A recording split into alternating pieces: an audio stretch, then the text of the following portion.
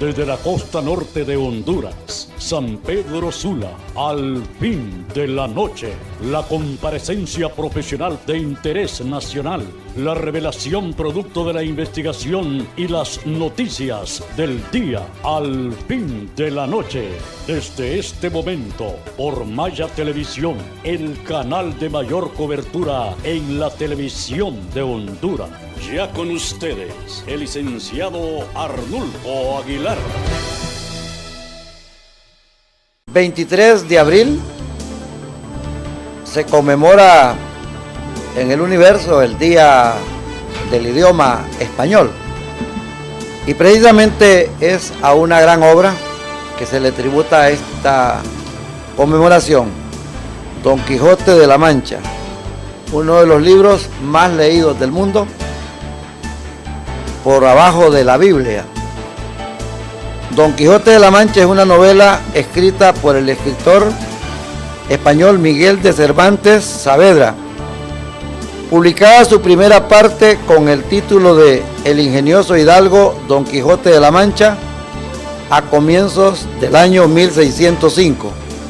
Es la obra más destacada de la literatura española y de las principales de la literatura universal, además de ser la más leída después de la Biblia. En 1615 apareció su continuación con el título de segunda parte del ingenioso caballero Don Quijote de la Mancha. El Quijote de 1605 se publicó dividido en 4 partes, pero al aparecer el Quijote de 1615 en calidad de segunda parte de la obra, quedó revocada de hecho la partición en 4 secciones del volumen publicado 10 años antes por Cervantes. Amable teleaudiencia de Maya Televisión, bienvenidos al noticiario Al Fin de la Noche. Esta es una producción originada desde la Escuela de Locutores, adscrita al Instituto Semioficial 1 de Diciembre, en la ciudad de San Pedro Sula. Nuestro saludo respetuoso, cariñoso, pero sobre todo con el calor de los costeños.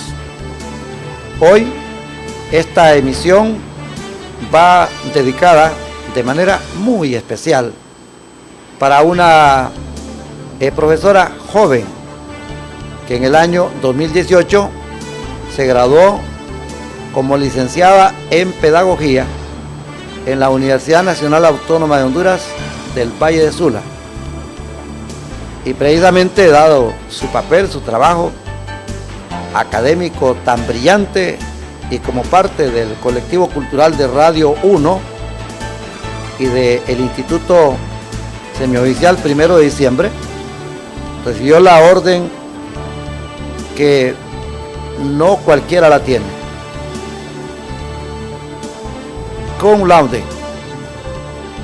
Felicitaciones, hoy que es el Día del Idioma, también es el cumpleaños de la profesora Helen Cristelli Cuello.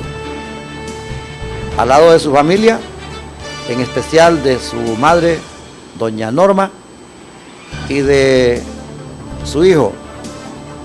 Para ellos un saludo muy especial en la ciudad de San Pedro Sula. La musa de Radio 1, como popularmente le llamamos a esta mujer que es un emblema de la mujer preciosa, bella, que tiene Honduras. Fue aspirante a diputada por el departamento de Cortés. Creo que los líderes de base en los 12 municipios la recuerdan y de alguna manera en este momento también la saludan. Feliz cumpleaños, profesora Helen Cuello. La temática de hoy está relacionada a la Semana del Idioma Español que estamos desarrollando aquí en Maya Televisión desde la ciudad de San Pedro Sula. Un éxito el inicio, el lunes 22, que es exactamente cuando murió don Miguel Cervantes. Y el 23, pues es el día que registran los cementerios de aquel tiempo, 1616. Compareció el poeta Julio César Pineda Castro y hoy tenemos a un ciudadano que le ha hecho tanta honra al idioma español, para escribirlo, para usarlo como ciudadano común, como maestro de educación, como locutor con el premio Micrófono de Oro y luego pues como un guardián del mismo. Nos acompaña el profesor Francisco Bram Bianchini. Bienvenido, profesor Bianchini, a Maya Televisión. Buenas noches, licenciado Arnulfo Aguilar, muchísimas gracias. Honor que me hace, doy gracias primeramente a Dios por este momento muy especial y compartiendo con usted pues el programa de esta noche. Es el Día del Idioma, profesor. Francisco Bram Bianchini nació en 1951, sus padres hondureños italianos y todos sus hermanos profesionales. Fernando Bram Bianchini involucrado en la música y Francisco Bram Bianchini para los locutores de la vieja guardia. Es imposible no identificarlo, una voz que nació en la HRP1, el eco de Honduras ya en los tiempos del general Filiberto Díaz Zelaya. Enseguida se destacó en muchas estaciones, pero creo que su descollo fue en La Voz de Centroamérica, Los Monarcas del Espacio, de don Jorge Sicafi. Hoy lo hace como profesor estelar de la Escuela de Locutores y como animador de música y lector de noticiarios en Radio 1. Este hombre sí que es solemne en su forma de hablar, de participar, y por ello lo hemos invitado. Profesor Bianchini, usted desde muy pequeño, sus padres lo arrimaron a la cultura y sobre todo al respeto, a los valores, y uno de ellos es el uso del idioma español. Definitivamente, licenciado Arnulfo, no cabe la menor duda. Y es que, bueno, en aquellos tiempos, la misión principal de un padre de familia, de una madre de familia, era involucrarlo a uno desde niño por los senderos de la educación, a través de valores, a través de principios, situaciones de la vida práctica, como por ejemplo ponerlo a uno a contar frijolitos, granos de maíz, y de esa forma nos iban inculcando valores, nos iban inculcando principios, y así es como nos íbamos adentrando en ese complejo campo de la educación. Hasta para eso eran muy estrictos los padres de aquel momento. ¿Usted recuerda en alguna ocasión que pronunció lo que ellos denominaban una mala palabra, que se refieren exactamente al lenguaje soez? ¿Qué pasó con el niño Francisco Bram Bianchini de parte de sus padres? El castigo, el requerimiento, el regaño. Sí, habían muchos métodos de hacernos ver la realidad de las situaciones de la vida cotidiana. En aquellos tiempos, licenciado Arnulfo y amigos de Al Final de la Noche, bueno, por ejemplo a mí, no sé los demás en otros hogares, a mí le decían a uno, mira, si te escucho una mala palabra, te voy a meter un tizón en la boca, ¿verdad? Una brasa. Una brasa, o sea que en aquellos tiempos no se conocían las estufas, no se conocían, todo ese tipo pues de fuegos artificiales modernos, sino que lo más común era el fogón, era la hornilla. Entonces nos decían, si te escucho una mala palabra te voy a meter una brasa en la boca. Y así, de esa manera nos educaban, y uno cogía un temor de que las malas palabras poco las íbamos conociendo. Yo me fijo, por ejemplo, hoy en día los niños, los jóvenes, qué fácil les resulta decir malas palabras. No sé yo dónde queda el papel de la madre de hoy, el papel del padre de hoy, o no han hallado la fórmula o el método para hacer que los niños no digan malas palabras. No me lo explico hasta este momento, licenciado Aguilar, no me explico, pero nosotros nos hacían entender de esa manera y de esa manera nos fueron criando. Hoy los valores, los principios son totalmente diferentes. Hay otros métodos de hacerles ver a los niños que no deben decir malas palabras, pero ¿será que son métodos que no funcionan? Porque los niños o no hacen caso o no hacen mella en ellos esos consejos. No sé, yo lo puedo ver de esa manera. Y aquí cabe aquella expresión que la educación comienza en el hogar y que los primeros profesores y profesoras son mamá y papá.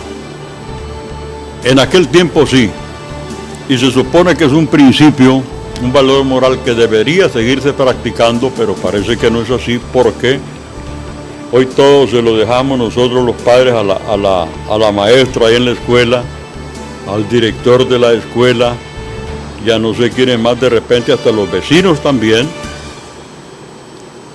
pero no queremos esforzarnos como padres, como madres, nosotros, meternos de lleno en esa batalla, porque es una batalla, es una dura lucha la que tenemos que hacer con nuestros hijos para llevarlos por ese sendero, por ese camino. Antes no, antes era diferente, la educación comenzaba por casa, como usted lo apunta, es definitivo eso, comenzaba. Bueno, le voy a poner un ejemplo. Cuando yo fui a la escuela primer grado, en aquel tiempo nosotros ya no sabíamos las vocales A, E, I, O, U, sabíamos contar hasta 100, íbamos a primer grado.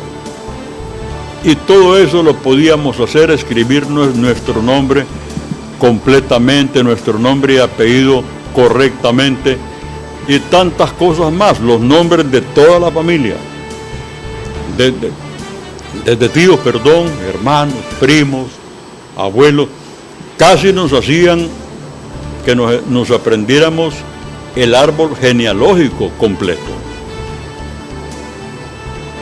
Para ese momento, profesor, la generación antecesora, que son los padres y los abuelos, ellos no habían tenido el privilegio de tener la educación ni privada, ni pública, ni pagada, ni gratuita.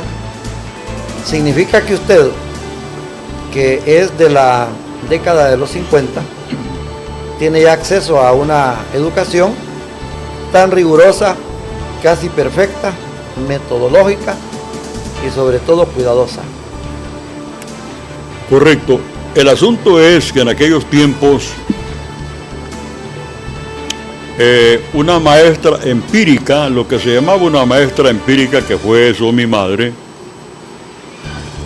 tenía que haber hecho 6º grado. Y ahí iba perfectamente a dar clases en una escuela. Los kinder no se conocían en aquel tiempo. Le llamaban maestras empíricas de 6º grado, y antes de nuestros padres de 3er grado. Usted era un maestro empírico, usted era una maestra empírica, ya podía ir a dar clases a una escuela, porque la enseñanza escolástica era de menor grado, de menor escolaridad a la de hoy, ¿no? Entonces 3er grado, 4º grado, 5º y 6º grado. Pero si usted había hecho ya 3er grado, perfectamente podía ir a dar clases a una escuela y tenía su salario relativo a los tiempos aquellos. Entonces yo creo que bajo esas égidas nos fueron enseñando y educando a nosotros como niños. Como niños en aquel tiempo. Pero con una proyección de pensamiento bien equilibrado, bien acentrada. Y el niño de ese momento, el adolescente de momento, tenía una forma de actuar y de pensar bien madura. Excelente, licenciado. Excelente, no cabe la menor duda Entonces, de acuerdo a esos cánones, nosotros fuimos caminando en el campo de la educación.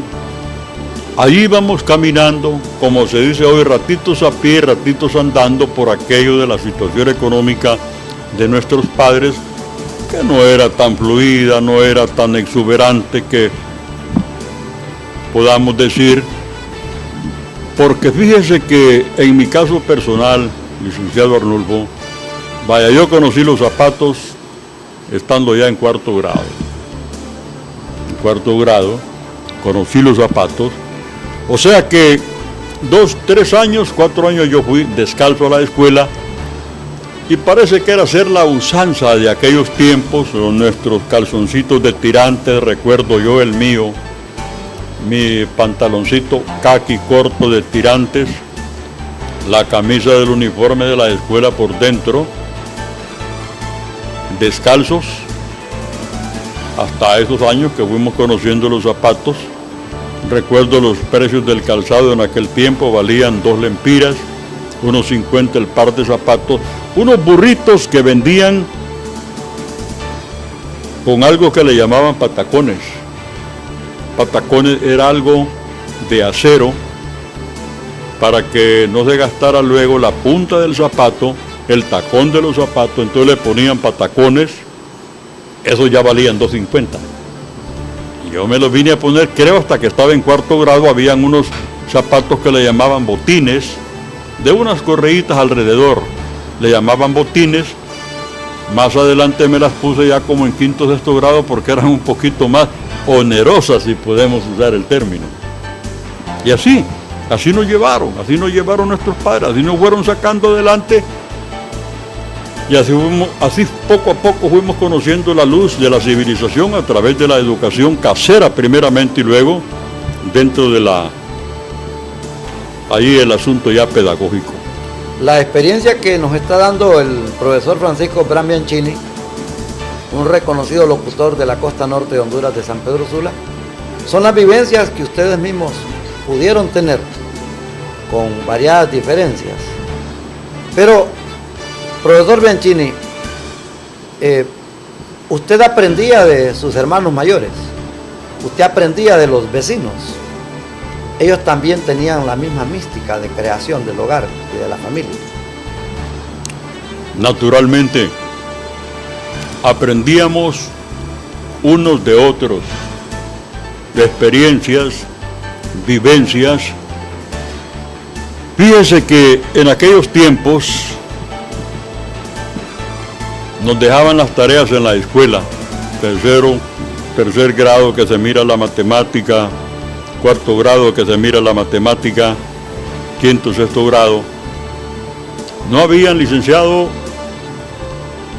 usted sabe que no había internet, no habían computadoras, no había nada por el estilo para poder investigar nuestras tareas. Ni la abundancia de libros. Ni la abundancia de libros tampoco. Nuestras fuentes de investigación era algún vecino que tuviera un título como, por ejemplo, perito mercantil. Yo me recuerdo de uno de ellos, se llamaba Pedrito, trabajaba en el Banco Atlántida, en aquel tiempo yo tenía 8 años de edad. Me decía mi mamá, ¿y por qué no vas donde Pedrito para que te esclarezca esa cuestión ahí de matemáticas? Y yo iba donde Pedrito, que vivía exactamente, licenciado Arnulfo, casi enfrente del taller y casa también de habitación de Tofí G. Andoni. Le hablo de Río de Piedras, en aquel tiempo allí me crié yo, una parte de mi niñez ahí la pasé, usted sabe que soy los distribuidores de la Mercedes-Benz. De los Mercedes-Benz, correcto, tenían aquí en la tercera avenida la agencia de la Catedral para Casito. Entonces yo me crié en San Pedro Sula, yo nací aquí en San Pedro Sula. Pues Pedrito vivía por allí, ya llegaba yo. Buenas noches, Pedrito. Ajá, pasó adelante. Él inmediatamente sabía que éramos jovencitos, que íbamos a hacerle alguna consulta sobre alguna tarea de la escuela. Y él era accesible. Él era muy accesible. Muy accesible, con su camisa, me acuerdo, blanca, manga larga, y su corbata, ¿verdad? Su vestimenta bancaria del Banco Atlántida. Sí, Pedrito, fíjese que me dejaron esta tarea, no le entiendo mucho, enseñá, ya nos tomaba el cuaderno, la revista, sí, mira, aquí esto es así escribí, te voy a dictar. Tenía una paciencia envidiable, Pedrito. Bueno, y así sucesivamente, licenciado, solamente para ponerle un ejemplo de cómo era que desarrollábamos las tareas nosotros en aquellos tiempos, cuando no había ni un vestigio de lo que es hoy tecnología. Y las tareas se dejaban y tenían que cumplirse. Tenían que cumplirse porque los maestros eran estrictos. Es cierto que eran excelentes maestros porque tenían una paciencia enorme para enseñarnos, para explicarnos. Eran maestros que nacían con ese don de la enseñanza, con ese don de educar. Yo me eduqué, doy gracias a Dios por ello, bajo esos cánones de la enseñanza de aquellos tiempos, de la educación de aquellos tiempos, de la formación de aquellos tiempos, incluso de nuestra propia personalidad, no digamos del campo educativo. Y cómo todo esto nos resulta fácil para establecer parangones acerca de la educación moderna, de la juventud moderna, cómo se educa, cómo enseñan en los colegios. Nosotros fuimos educados, fuimos creados en ese campo con otros cánones, me parece a mí, y voy a decir la palabra, más originales, más creativos, más genuinos, más genuinos. Esto es el muro que hace la diferencia de una generación a otra generación. Correcto. Nos vamos a detener en el noticiario al fin de la noche. Comparece el profesor Francisco Bramiancini, uno de los pocos maestros con título, graduado en la escuela normal y que ya no existe, de los pocos maestros de educación que son locutores en Honduras, especialmente en la costa norte. El mismo título lo tuvo Arturo Chimedina. Correcto. Maestro de educación. Correcto. Con Tomás nos graduamos juntos. Félix Amílcar Matute Solís. Estudiamos juntos. Félix Amílcar también tenía el mismo título. ¿Qué otro locutor tiene título de maestro? Veamos, no recuerdo, solo recuerdo Arturo Tomás Chimedina. y Tomás, Daniel Dávila Nolasco, el doctor Daniel Dávila Nolasco. Un saludo, doctor, para usted. Sí, un saludo para ti, Daniel. Con Daniel nos graduamos juntos. Micrófono de oro. Micrófono de oro también, Daniel. Arturo Saludos. Chimedina, micrófono de oro, de los pocos, 2 veces. Tomás Chimedina igual. Félix Amílcar Matute, micrófono de oro. Félix Amílcar Matute también, un excelente locutor. Y todos con un lenguaje Exacto. bien cultivado y bien cuidado. Con directores muy estrictos. Digamos en la Mundo, don Federico Batistelo. Federico italiano. Batistelo. No permitía que hablara cualquiera. No. Ni que hablara Claro como que no. No. habla así. Era como cuestión de ética. Cuestión de ética. Arturo Chimedina, en iguales condiciones, tuvo de jefe a don Silvio Correcto, Peña en sí, Radio América. Sí, a Silvio Peña en Radio Tuvo de América. compañero a don Alexis Zúñiga Alemán. Hombre extraordinario. René Alexis, que está en la BOA actualmente. Ya está jubilado. ¿Ya se jubiló? Saludos para don Alexis Zúñiga Alemán. Ok. Micrófono de oro también. Y en el caso del doctor Daniel Dávila Nolasco, inicia su carrera aquí en la costa norte. También fue pupilo de don Federico Batistelo. Fue pupilo. Compartiendo con grandes como Víctor Ángel Fuentes, micrófono de oro Fue pupilo también Daniel de Víctor Adolfo Ham, de Víctor Adolfo que Jam, inició con Radio Fabulosa. con la fabulosa de Mike Handel. Exactamente. Qué extraordinario, Antonio Peña Jerezano, también micrófono de oro. Profesor Francisco Bramiancini, permítame la pausa, nos cuesta Vamos, detenernos adelante. porque esto es tan interesante, tan fascinante. Adelante, licenciado. Un saludo para todos los maestros, en especial para los que sirven la cátedra de español. Un saludo para los escritores, para los poetas, para los ensayistas y para todos los intelectuales. Y sobre todo para los periodistas y para los locutores. Maya Televisión y su noticiario al fin de la noche de la ciudad de San Pedro Sula.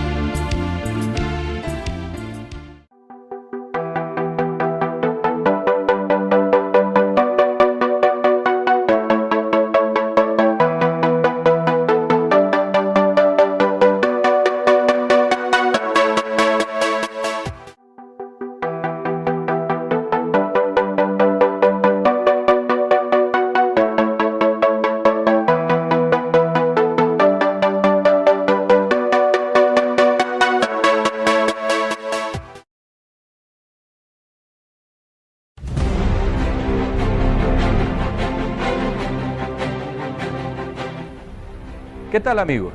Gracias por estar con nosotros todos los días. Los invitamos a que vean nuestros editoriales en la página mariofloresponce.com. Muchas gracias.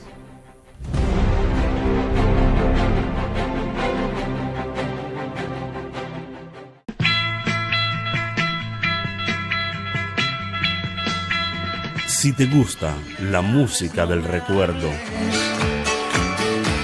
no me hables así. Ella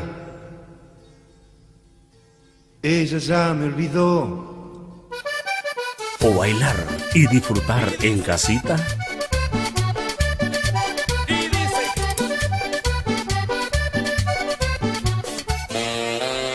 o simplemente ver a nuestras lindas chicas, entonces no te pierdas la Rocola Internacional todos los sábados de 10 a 12 de la noche y rocolea con nosotros.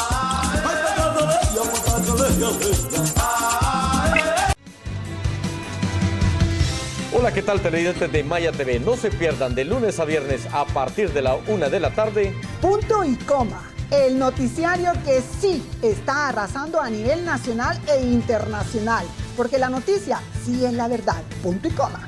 En Punto y Coma, el debate, la controversia, es lo que prácticamente da la imparcialidad a este programa y sobre todo su opinión a través de WhatsApp, en Facebook y en todas las líneas telefónicas de este canal. Lo esperamos todos los días, de lunes a viernes. Recuerde, de una en adelante.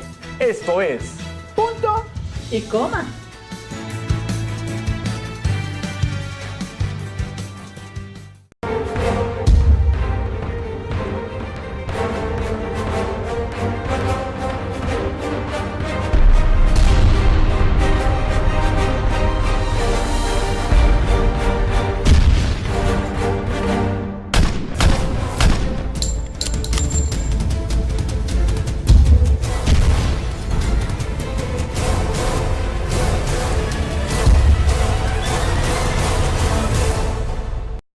Encuéntranos en nuestras redes sociales.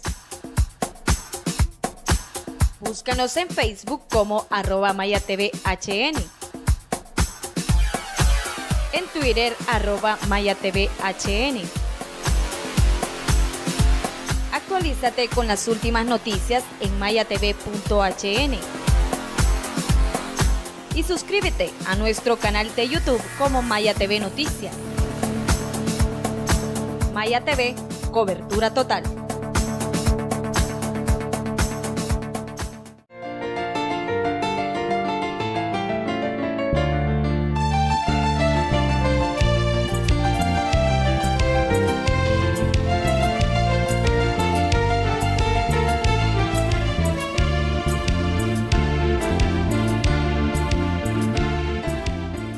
Continuamos desde la ciudad de San Pedro Sula para toda nuestra teleaudiencia a nivel nacional. La Semana del Idioma Español, un tributo desde Maya Televisión, su departamento de prensa en la ciudad de San Pedro Sula.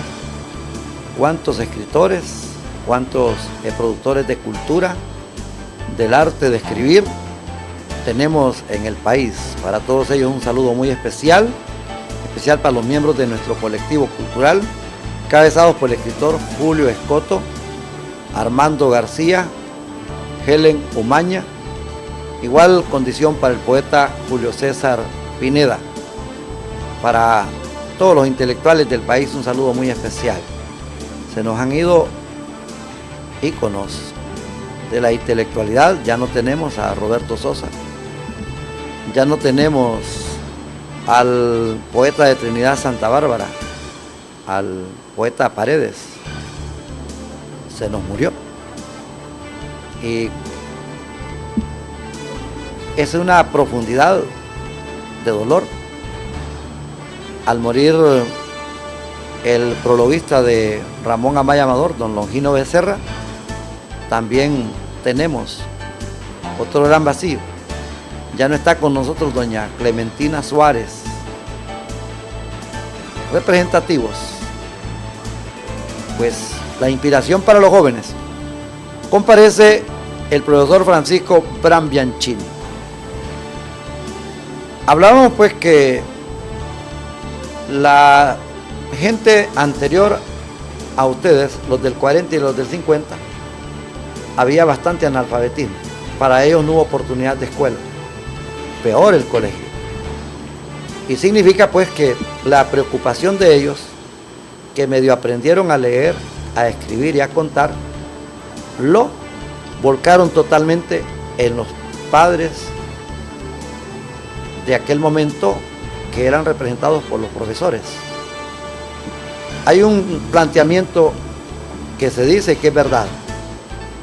Los padres creían en la importancia del alcalde, del sacerdote y del profesor. El profesor era el profesor. ¿Es así, profesor Bianchini? Cómo no, definitivamente. O sea que era un triángulo formado por estas tres autoridades: maestro, sacerdote, alcalde, en toda comunidad, en todo municipio. Y eran respetados. Hoy no respetan ni al alcalde. Eran respetados. Y fíjese que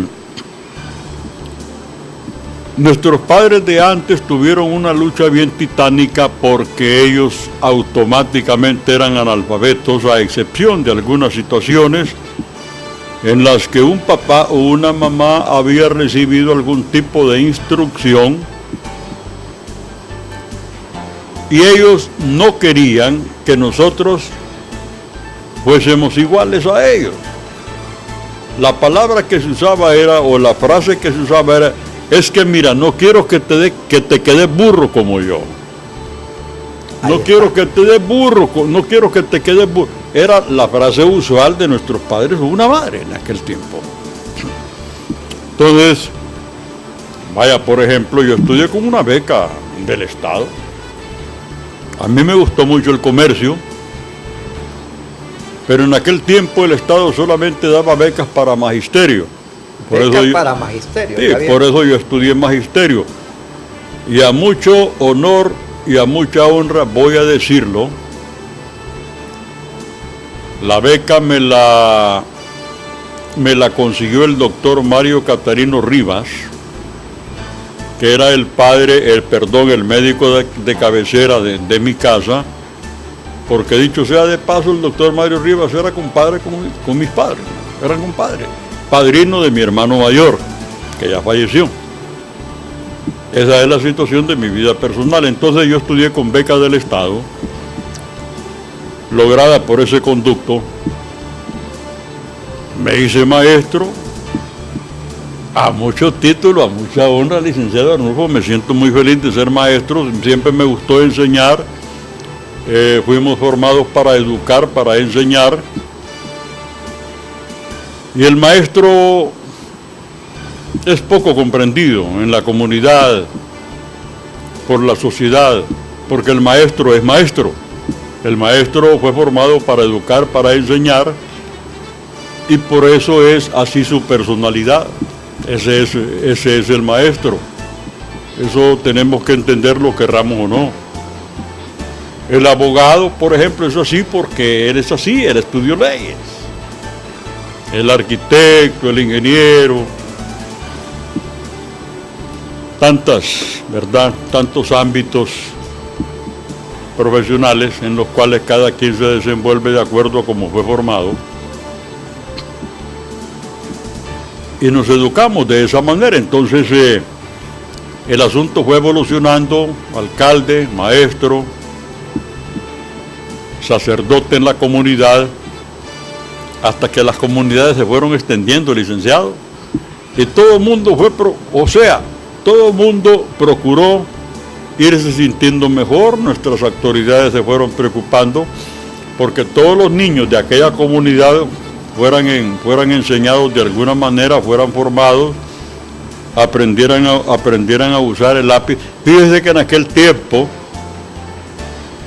estos bolígrafos no se conocían. No sé si usted recuerda, licenciado, que se usaba mucho el canutero. El canutero. Y la tinta china. La tinta china. Así fuimos formados nosotros. La caligrafía con tinta china. Había que andar comprando las plumillas para el canutero. Yo así fui formado, así fui enseñado. Hoy cualquiera le hace caligrafía con un lápiz tinta. Cualquiera le hace caligrafía con un lápiz tinta, pero con plumilla, con canutero. No cualquiera le hace caligrafía, no cualquiera escribe una carta. Entonces, eran habilidades que se iban cultivando con la mano. Cómo hacer bonita letra, cómo mejorar la letra, la condición de la letra, cómo mejorarla. Para eso era el canutero. Hoy no sé si venden canuteros, no sé si venden plumillas, no sé si venden tinta china, a saber. Porque los métodos de enseñanza difieren mucho de aquellos tiempos, como dice el licenciado Aguilar, de los 50 a los 2019, licenciado. Así es. Muy bien, usted estuvo en el primer grado de primaria a los 7 años exactamente, o a los 8 años. No. En aquel tiempo la usanza era entrar a los 8 años de edad a la escuela. A los 8 años. Yo entré a los 8 años de edad. Esa era una conducta, ese era un comportamiento en cada hogar. Yo entré a los 8 años, de repente yo hubiera salido con menos años de la escuela y del colegio, pero como entrábamos a los 8 años, por eso ya sabíamos las vocales, sabíamos cómo le íbamos a hablar a la maestra, al maestro, ya íbamos entrenados en esos campos, sabíamos todo el abecedario. Cuando entrábamos a primer grado, entrábamos a los 8 años, salíamos a los 14 de la primaria y luego pues entrábamos al colegio a los 15, salíamos a los 18, 19 o 20 años. No había espacio para la universidad y si lo había era enorme privilegio, alto privilegio. Bueno, sí, la universidad pues no se conocía en aquel tiempo, licenciado, había que ir a estudiar a la capital, a Tegucigalpa. Por ejemplo, yo recuerdo la escuela, o sea, lo que se llama hoy escuela superior del profesorado. La pedagógica, sí. No se llamaba así. Inicialmente se llamaba Escuela Superior del Profesorado y había que ir a estudiar a Tegucigalpa para sacar español, para estudiar una pedagogía, para estudiar psicología, etcétera, etcétera. Hasta que luego pues fundaron aquí la seccional, aquí en la costa norte, en San Pedro Sula, la pedagógica, y siempre seguía llamándose Escuela Superior del Profesorado. ¿Qué sucede? De que ahí solamente había que ir a sacar especialidades maestros, solamente maestros, pero hoy a la pedagógica se meten bachilleres, se meten secretarias, entran, les permiten, pues está permitido eso, cuando en la autónoma no le aceptan secretarias, en la autónoma no le aceptan esto y esto y esto. Entonces la superior fue creada con ese fin, especialidades exclusivamente para maestros de educación primaria. O sea, había una exclusividad de que uno se perfeccionara en pedagogía, en ciencias naturales, en biología, en español.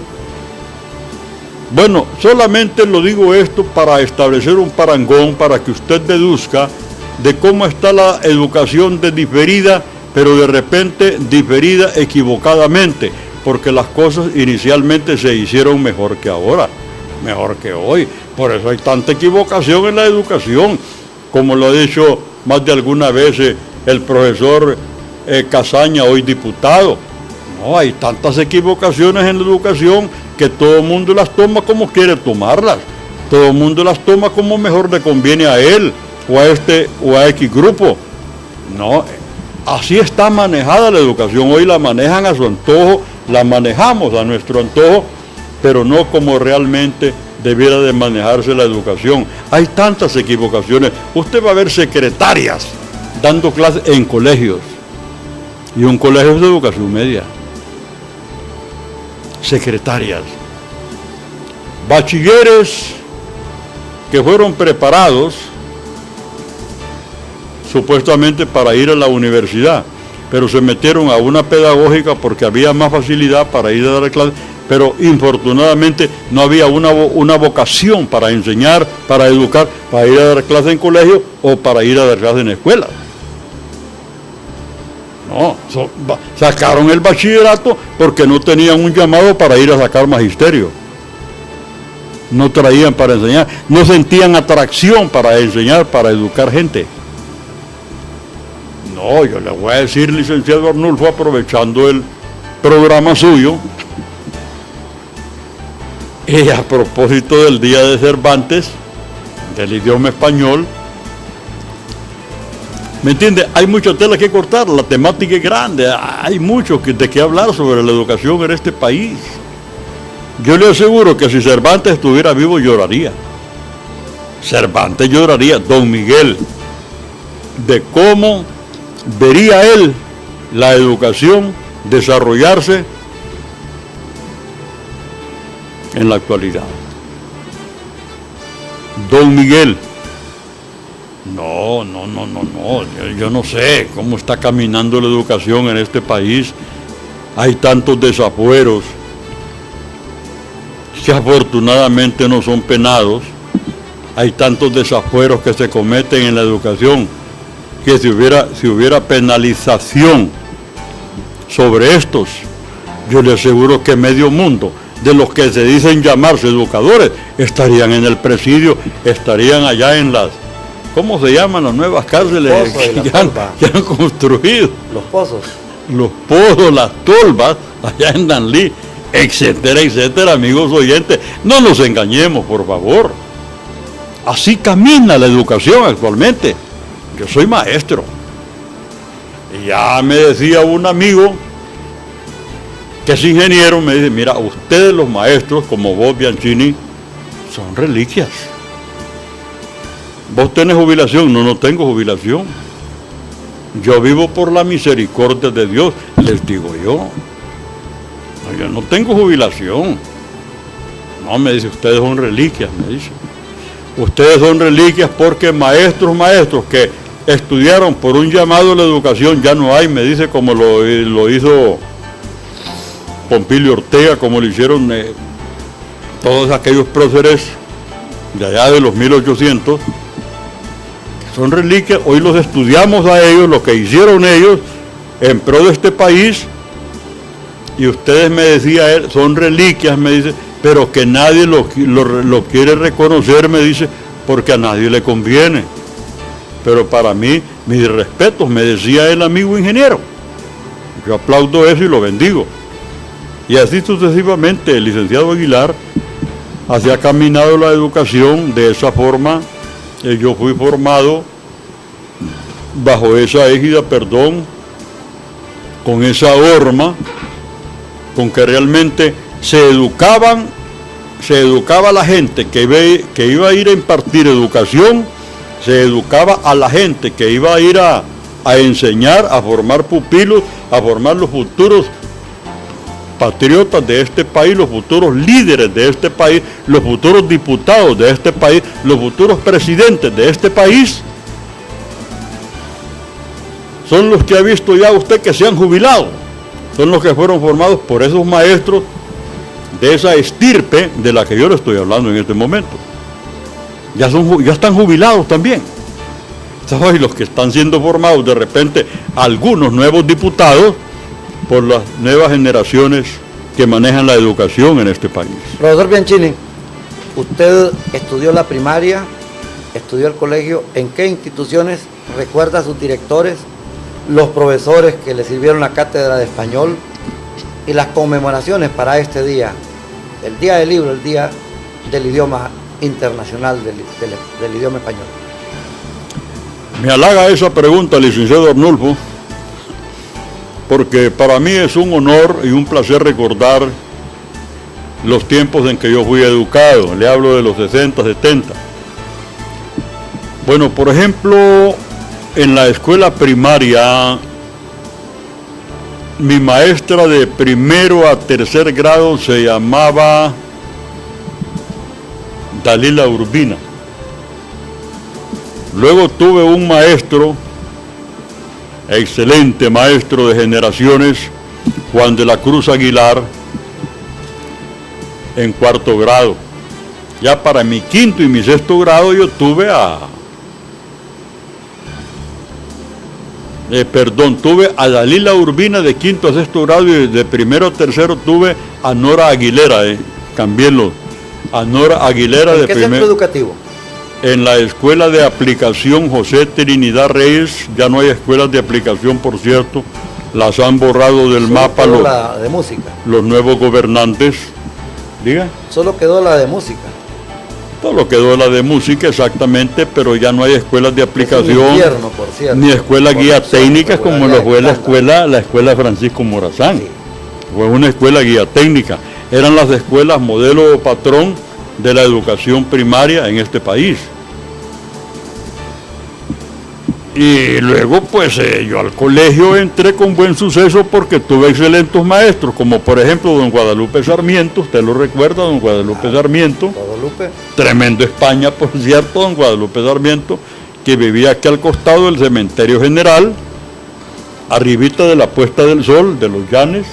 Con los Llanes fuimos compañeros en el Reyes. Mi saludo para la familia Llanes aquí en Paparahona. Al padre Col, con español, que daba la clase de español, el padre Col, Antonio Col, en el María Auxiliadora, en La Salle y en el Reyes con nosotros. Fueron mis maestros de español, Antonio Col. Matemática, Guadalupe Sarmiento. Tuve las didácticas con Merceditas de Soto. Mercedita Soto, las didácticas en magisterio, que era esposa del profesor Carlos Pineda, que también nos dio español. Vivía media cuadra arriba ahorita de SICAF Industrial. En Guamilito. Paso por ahí y veo un montarral, ya no está la casa, allí vivía don Carlos Pineda, dos grandes maestros míos, didáctica y español don Carlos Pineda. Ya él tenía como 74 años cuando nos daba la clase de español en plan básico. Su director ahí en la Escuela de Aplicación Musical José Trinidad Reyes, que es el Colegio Reyes. Sí, correcto, licenciado. Mi directora fue allí, Antonieta Torres Wills,